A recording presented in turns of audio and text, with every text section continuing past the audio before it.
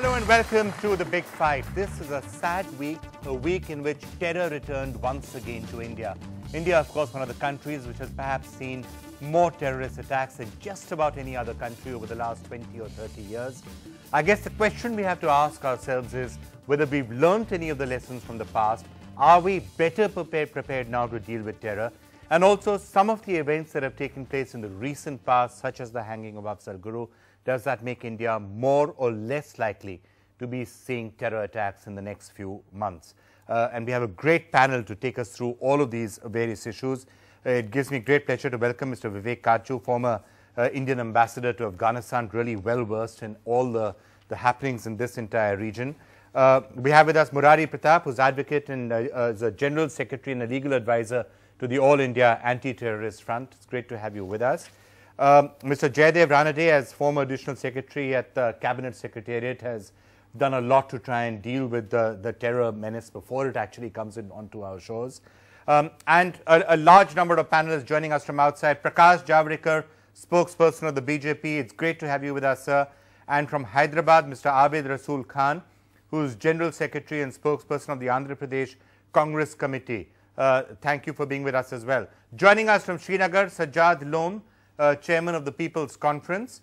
And in just a couple of minutes, we are going to be also joined by Professor S.A.R. Gilani, who was one of the accused in the Parliament attack case and somebody, of course, who has very strong and clear views on Afzal Guru and his hanging in particular.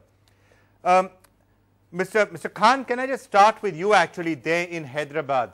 The situation in Hyderabad, of course, a city which must be by now trying to come to terms with what has actually happened. Now, every time we have a terror attack, the same issues come up. Was the police aware? Was there an intelligence failure? Was an alert sent or was it not sent? It's not, some of the blame games are not always helpful, but perhaps there are lessons that we should be learning. The events which unfolded definitely points to sort of conspiracy and a terror attack. And the government has acted very positively. But the fact remains, Vikram, that attack was a very sophisticated attack and well planned by using bicycles. Now, one thing which I would like to put is the sequence of events that is being spoken about by leaders in Delhi and the people there, that it has happened because of this and that is wrong. Basically, we should not try to put the investigation onto one track and make it go onto that track, so that will actually make the police look at only one side of the facts. But we have to also open up the investigation on all the ends and try to look at all aspects of it and try to find out who has been behind it.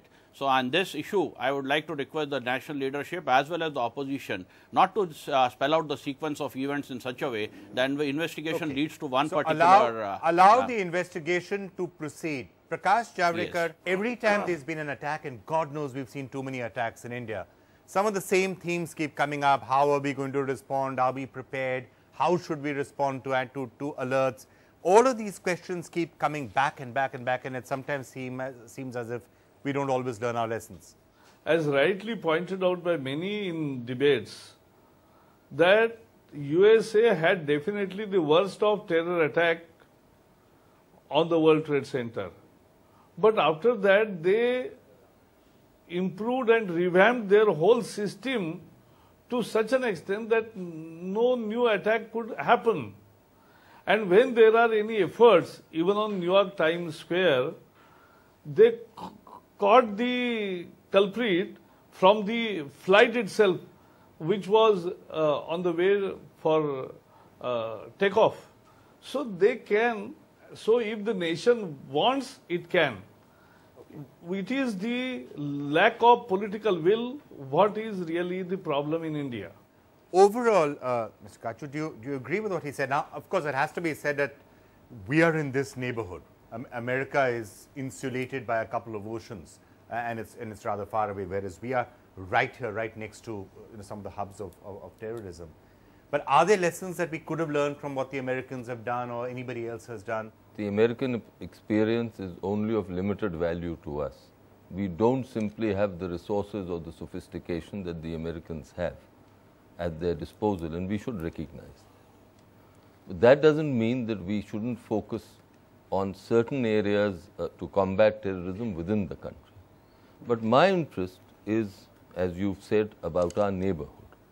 And there I feel that the signals that we've sent out consistently over the past 3 decades, especially over the last 2 decades, indicate a lack of seriousness on the part of our political class as a whole in dealing with terrorism. We simply have never shown this.